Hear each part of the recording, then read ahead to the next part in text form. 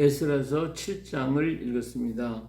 에스라서 7장에서는 이제 에스라의 그 출현에 대해서 얘기하고 있죠.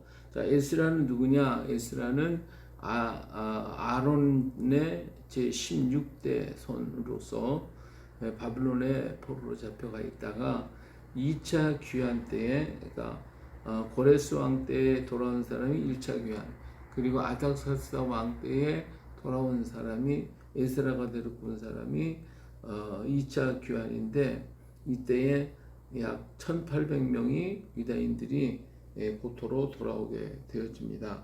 자, 근데 사실은 아닥사스다 왕은 성전 건축하는 것에 반대를 했던 사람이죠. 그래가지고 성전 건축을 중단을 하게 되었는데, 그것은 혹시 반역이 일어날까라고 하는 그런 위기의식 때문에 그랬던 것 같아요. 그 당시 바벨론 지역은 이제 남쪽 지역, 다시 말하면 애굽이 있는 그 지역이 언제든지 반발이 일어날 가능성이 많은 이라는 것을 알고 있었기 때문에 고레스 왕이나 다리오 왕은 그쪽 지역을 든든히 하기 위해서 믿을 수 있는 사람들을 보냈어요.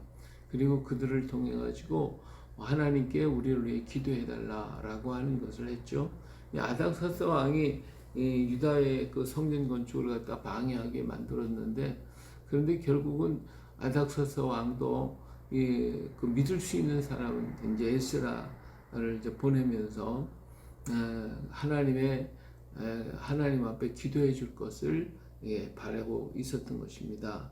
여기 보면 23절을 보면 무릇 하늘의 하나님의 전을 위하여 하늘의 하나님의 명령하신 것은 삼가 행하라. 어찌하여 진노가 왕과 왕자의 나라에 임하게 하랴 그랬잖아요.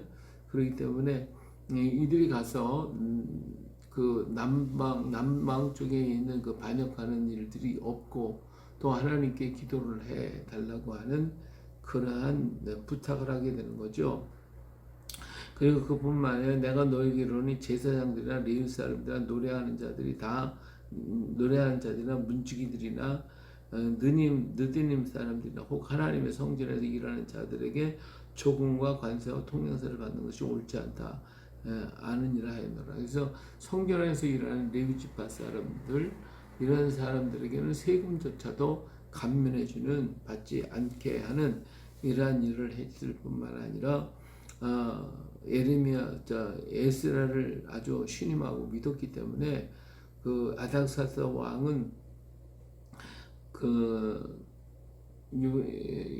유브라데 강 건너편, 다시 말하면 바빌론은 유브라데 강과 티그리스 강, 유브라데스 강 그 건너편이잖아요, 동쪽으로. 그리고 이제 서쪽에 있는 그 다스리고 있는 그 모든 사람들에게 그 에스라를 보내면서 그에 필요한 모든 것들을 다 공급해 줄 것을 말해주고 있죠. 또 그들을 보내면서 왕궁에서 썼던 은금과 모든 그릇들을 전부 다 또 다시 돌려보내는 이런 획기적인 사건이 일어나게 되어집니다. 정말 하나님께서는 이 에스라의 일행들이 돌아오게 될 때에, 여기 보면 첫째 달 초하루에 바벨론에서 길을 떠나 하나님의 선한 손에 도우심을 입어 다섯째 달 초하루에 예루살렘 이르니라 그랬으니까, 첫째 철을 1월 달부터 시작해서 다섯째 달 초하루에 왔으니까 4개월이 걸리죠. 4개월 동안을 그들은 바벨론 지역에서 예루살렘으로 이루게 됐는데, 그 길 도중에 이 사람들은 많은 물품을 가지고 오는데 많은 정말 무리들이 있고 위험한 지역도 많을 텐데, 하나님의 선하신 도우심을 통해서 이렇게 잘 올 수가 있게 되었노라고 하는 것을 말해주고 있습니다. 뿐만 아니라 하나님께서는 아닥사스의 마음을 움직여가지고 그로 하여금 이스라엘 나라가 하나님의 성전을 그리고 하나님께 예배하고 또 제사를 드리는 그 일들에 함께하는 것을 볼 수가 있죠. 이렇게 함으로써 우리 조상들의 하나님 여호와를 송축할지로다. 그가 왕의 마음에 예루살렘 여호와의 성전을 아름답게 할 뜻을 주셨다. 이게 하나님께서 그 마음을 움직여서 아닥사스다 왕이 성전 건축을 반대를 했는데 이제는 그의 마음을 녹여가지고 아름답게 해서 성전을 아름답게 할 뜻을 두고 또 나로 왕과 그의 보좌관들과 늘 앞과 왕의 권세의 모든 방백 앞에서 은혜를 얻게 하셨도다. 그래서 내 하나님 여호와의 손이 내 위에 있으므로 내가 힘으로도 이스라엘 중에 우두머리들을 모아 나와 함께 올라오게 하였다. 이것을 볼 때에 하나님께서 이렇게 에스라를 붙들어 주고 축복하셨고 그것뿐만 아니라 그 주변에 있는 모든 사람들을 권위로 누르고 또 마음을 감동시켜서 하나님의 일을 할 수 있게 만들어 주셨다라고 하는 것을 알 수가 있습니다. 이처럼 우리 하나님께서 이루시고자 하는 때가 되면 하나님께서 성령을 보내서 사람들의 마음을 움직이고 그리고 깨닫게 하고 돌이키게 만들고 하나님 협조할 수 있도록 그렇게 역사하는 하나님의 뜻이 있다고 말해요. 그렇기 때문에 오늘 시대 속에서 그 시대의 여러 형편과 사정을 보고서 원망하고 불평하고 탄식만 할 것이 아니라 하나님의 성령께서 저들의 마음을 움직여서 그들의 마음에 선한 뜻을 가질 수 있도록 하나님의 성령의 감동이 있기를 위해서 기도해야 하는 것입니다. 오늘 우리는 이 세상에서 정말 하나님의 역사는 하나님의 계획은 반드시 이루어질 것이고 그 뜻을 따라서 우리는 걸어가는 것인데 그때마다 우리는 하나님 앞에 정말 하나님의 뜻을 빨리 깨닫고 그리고 그 안에서 순종할 뿐만 아니라 그들의 마음을 움직여서 이런 변화의 역사를 일으킬 수 있도록 우리가 하나님의 도우심과 성령의 도우심을 위해서 기도해야 되겠죠. 우리는 어떤 폭력과 역사 이런 것이 아니라 정말 하나님의 손길이 역사할 수 있도록 우리는 기도하고 또 이를 위해서 행하고 드러내야 할 줄로 믿습니다. 그럴 때에 하나님은 또 이러한 선한 역사를 일으켜 주시거든요.